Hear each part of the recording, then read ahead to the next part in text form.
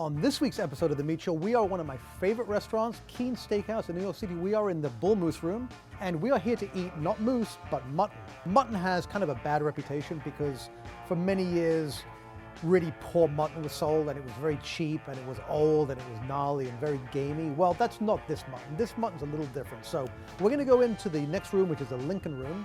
We're gonna meet executive chef Bill Rodgers, and he's gonna tell us all about mutton, all about the history of this dish, and then I'm gonna tell you why I love it so much.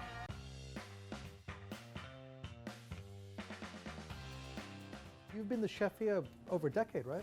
13 years. Lucky for some, lucky for me. Yeah, it's a good gig. I think you're a custodian of a sacred institution. Not to put too much pressure on you. No. It's it's something I take very seriously. It's an honor to be carrying the baton, for this period of time that I've been here, and there's a lot to keep going and uphold. The mutton chop kind of defines. It hits all of those criteria, right? It is something that is eminently crowd-pleasing. There is an incredible sense of history. You are the only guys actually selling this cut, really, in the city anymore, right? Yeah, as far as I know, we consider it our signature dish. When people mention Keen's, the first thing that comes out of their mouth is, oh, that's the place with the mutton. As far back as we have menus, Keen's served mutton. Well, how many ounces is a chop? Well, we shoot for about 26 ounces of yield. There is bone, inside. So it's about a 2 pound. It's about it's about a 2 pound chop. It's called a saddle, right? Saddle of lamb a lot. Because it comes from the saddle. So imagine if you were riding the animal, that's where you'd be riding it, on top of the saddle. Hold on a second. We can show the audience right here because I have the appropriate. Oh, there you go. Number 3. So exactly. So it's right there. So break down the process from the you're getting loins in, right? We do all our butchery in house. I don't buy any portion cuts of anything. First step is cleaning it up. Taking the skin off, removing some of the under stuff that you don't want to eat.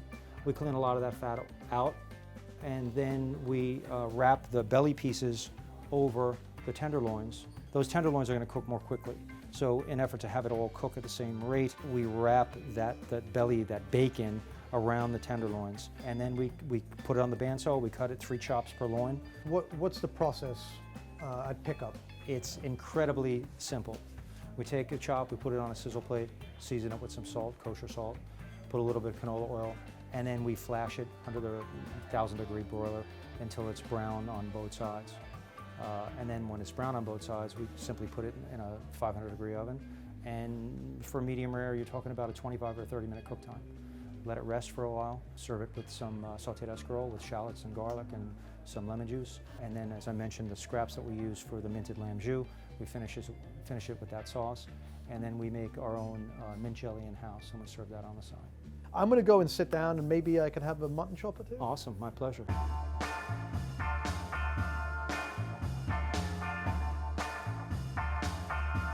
Well, here it is, the moment of truth, ladies and germs. This is the legendary Keen's mutton chop. And what this really is basically 2 porterhouse steaks that haven't been cleaved. So you have the filet mignons right here, and you have the strip loin, or the longissimus dorsi, running along the other side. This is the animal spine, and then you have these flaps that they call ears. And these are almost like, it's not quite bacon because it's not really the belly, but it gets super crispy in the oven, and it really does have a great flavor. I'm gonna lop off this ear over here, which will give me access to one side of the chop. And then I'm gonna take a piece of the filet. And you can see that even though it's obviously, this one's cooked a bit more, they're very different texturally. The filet is just completely, really just shreds. You can really pull it apart. I'm gonna start there, why not?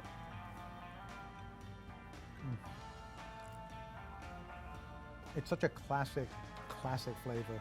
It really does taste like lamb. It's not what mutton would taste like if it was 3 or 4 years old. This is clearly yearly mutton. So there is some gaminess, but it has a lot of the flavors of lamb, which is a sweetness to the meat.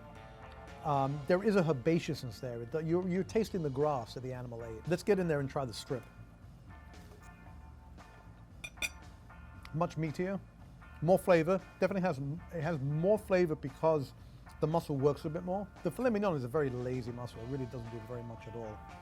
Let's try the ear next, because this is one of the things that is kind of unique about this cut. You don't really see this part on most lamb chops. It's like bacon. There's striations of fat and meat. There's a certain viscosity to lamb fat. There's a richness. There's an earthiness, a gaminess to it. That's not like any other fat on earth. Very unique, and it really exudes that flavor in this piece of the ear. One of the accompaniments that they actually make in-house is this mint jelly. And as you can see by the color, this is actually made with real mint. It's not that neon green that you're probably used to seeing on supermarket shelves. The flavor of this is great. Lamb and mint are a natural pairing. The other thing I love about this dish is that you have so many more textures and flavors than in a regular porterhouse. Of course, you have the two distinct cuts, but then you have all the extra bits out here, the crispy ear part. You saw mutton was fairly widely eaten in America. Never as popular as beef, but it was something that was on menus. And this harkens back to that era. All the other steakhouses abandoned mutton in favor of beef. And why would you order this over the beef they have here is USDA prime dry age.